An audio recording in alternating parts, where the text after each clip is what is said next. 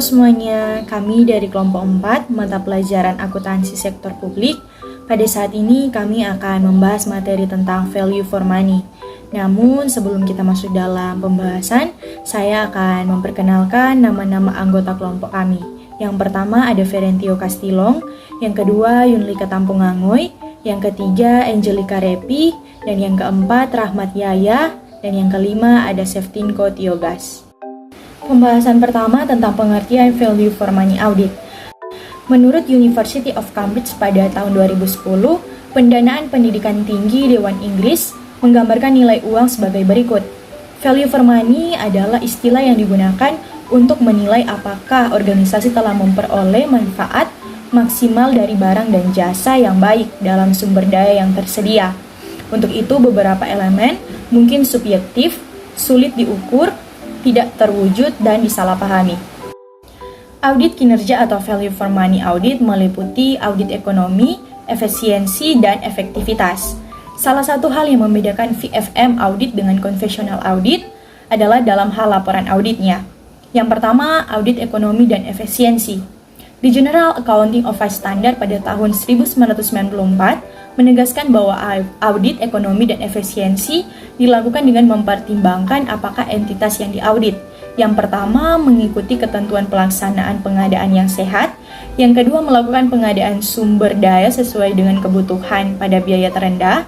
Yang ketiga, melindungi dan memelihara semua sumber daya yang ada secara memadai. 2. Audit efektivitas. Menurut Audit Commission tahun 1986, efektivitas berarti menyediakan jasa-jasa yang benar sehingga memungkinkan pihak yang berwenang untuk mengimplementasikan kebijakan dan tujuannya. Audit efektivitas bertujuan untuk menentukan 1. Tingkat pencapaian hasil atau manfaat yang diinginkan. 2. Kesesuaian hasil dengan tujuan yang ditetapkan sebelumnya. 3. Apakah entitas yang diaudit telah mempertimbangkan alternatif lain yang memberikan hasil sama dengan biaya yang paling rendah. Evaluasi terhadap pelaksanaan suatu program hendaknya senantiasa mempertimbangkan hal-hal berikut. 1.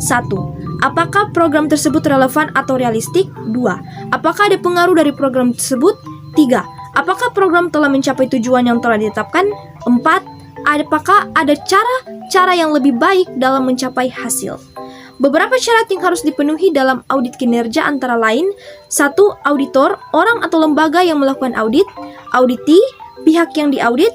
Resipien, pihak yang menerima hasil audit. 2. Hubungan akuntabilitas antara auditee dengan audit resipien. 3. Independensi antara auditor dan auditee. 4. Pengujian dan evaluasi tertentu atas aktivitas yang menjadi tanggung jawab auditee oleh auditor untuk audit resipien. 2. Tujuan value for money. Tujuan lain yang dikehendaki terkait pelaksanaan value for money adalah: 1. Meningkatkan efektivitas pelayanan publik dalam arti pelayanan yang diberikan tepat sasaran. 2. Menurunkan biaya pelayanan publik karena hilangnya efisiensi dan terjadinya penghematan dalam penggunaan input. 3. Alokasi belanja yang lebih berorientasi pada kepentingan publik. 4. Meningkatkan kesadaran akan uang publik sebagai akar pelaksanaan akuntabilitas publik. Bagian ketiga, value for money sebagai metode penilaian kinerja. Sistem pengukuran kinerja sektor publik adalah suatu sistem yang bertujuan untuk membantu manajer publik menilai pencapaian suatu strategi melalui alat ukur finansial dan non-finansial. Pengukuran kinerja sektor publik dilakukan untuk memenuhi 3 maksud, yaitu: 1. Membantu memperbaiki kinerja pemerintah. 2. Pengalokasian sumber daya dan pembuatan keputusan. 3. Mewujudkan pertanggungjawaban publik dan memperbaiki komunikasi kelembagaan. Kita masuk bagian keempat, substansi ekonomi, efisiensi, dan efektivitas. Pengukuran kinerja berdasarkan indikator alokasi biaya atau ekonomi dan efisiensi, dan indikator kualitas pelayanan. Dengan demikian, teknik ini sering disebut dengan pengukuran 3E, yaitu ekonomi, efisiensi, dan efektivitas. 1. Ekonomi. Ekonomi adalah hubungan antara pasar dan masukan atau cost of input. Pengertian ekonomi sering disebut kehematan yang mencakup juga pengelolaan secara hati-hati atau cermat dan tidak ada pemborosan. Suatu kegiatan operasional dikatakan ekonomis jika dapat menghilangkan atau mengurangi biaya yang tidak perlu. Yang kedua, efisiensi. Efisiensi atau daya guna mempunyai pengertian yang berhubungan erat dengan konsep produktivitas. Pengukuran efisiensi dilakukan dengan menggunakan perbandingan antara output yang dihasilkan terhadap input yang digunakan, atau cost of output. Proses kegiatan operasional dapat dikatakan efisien apabila suatu produk atau hasil kerja tertentu dapat dicapai dengan penggunaan sumber daya dan dana yang serendah-rendahnya, atau spending well. Yang ketiga, efektivitas. Efektivitas atau hasil guna merupakan hubungan antara keluaran dengan tujuan atau sasaran yang harus dicapai. Pengertian efektivitas ini pada dasarnya berhubungan dengan pencapaian tujuan atau target kebijakan. Kegiatan operasional dikatakan efektif apabila proses kegiatan tersebut mencapai tujuan dan sasaran akhir kebijakan, atau spending wisely. Langkah-langkah pengukuran value for money. Yang pertama, pengukuran ekonomi. Jika pengukuran efektivitas hanya memperhatikan keluaran yang didapat, maka pengukuran ekonomi ini hanya mempertimbangkan masukan yang digunakan. Ekonomi merupakan ukuran relatif. Pertanyaan-pertanyaan berikut berhubungan dengan pengukuran ekonomi. Yang pertama, apakah biaya organisasi lebih besar dari yang telah dianggarkan oleh organisasi?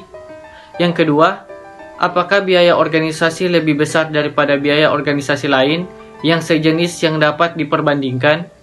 Yang ketiga, apakah organisasi telah menggunakan sumber daya finansialnya secara optimal? Selanjutnya, 2. Pengukuran efisiensi. Efisiensi diukur dengan rasio antara output dengan input. Rasio efisiensi tidak dinyatakan dalam bentuk absolut, tetapi dalam bentuk relatif. Unit A adalah lebih efisien dibanding unit B. Unit A adalah lebih efisien tahun ini dibanding tahun lalu, dan seterusnya. Karena efisiensi diukur dengan membandingkan output dan input, maka perbaikan efisiensi dapat dilakukan dengan cara A. Meningkatkan output pada tingkat input yang sama. B. Meningkatkan output dalam proporsi yang lebih besar daripada proporsi peningkatan input. C. Menurunkan input pada tingkatan output yang sama. D. Menurunkan input dalam proporsi yang lebih besar daripada proporsi penurunan output. 3. Pengukuran efektivitas. Efektivitas adalah ukuran berhasil tidaknya suatu organisasi mencapai tujuannya. Apabila suatu organisasi berhasil mencapai tujuan, maka organisasi tersebut dikatakan telah berjalan dengan efektif. Hal terpenting yang perlu dicatat adalah bahwa efektivitas tidak menyatakan tentang berapa besar biaya yang telah dikeluarkan untuk mencapai tujuan tersebut. 4. Pengukuran outcome. Outcome adalah dampak suatu program atau kegiatan terhadap masyarakat. Outcome lebih tinggi nilainya daripada output, karena output hanya mengukur hasil tanpa mengukur dampaknya terhadap masyarakat. Sedangkan outcome mengukur kualitas output dan dampak yang dihasilkan. Pengukuran outcome memiliki 2 peran, yaitu peran retrospektif dan prospektif. Pengukuran outcome memiliki 2 peran, yaitu 1. Peran retrospektif, penilaian kinerja masa lalu, menentukan apakah manfaat yang diharapkan atau expected benefit dari suatu program publik telah terwujud. 2. Peran prospektif, terkait dengan perencanaan kinerja di masa yang akan datang, memberikan bukti terhadap praktik yang baik atau good management. Bukti tersebut dapat menjadi dasar untuk menetapkan target di masa yang akan datang dan mendorong untuk menggunakan praktik yang terbaik.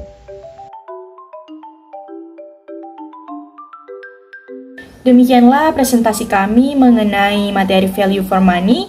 Semoga apa yang kami presentasikan melalui video pembelajaran ini bisa menjadi manfaat bagi kita semua.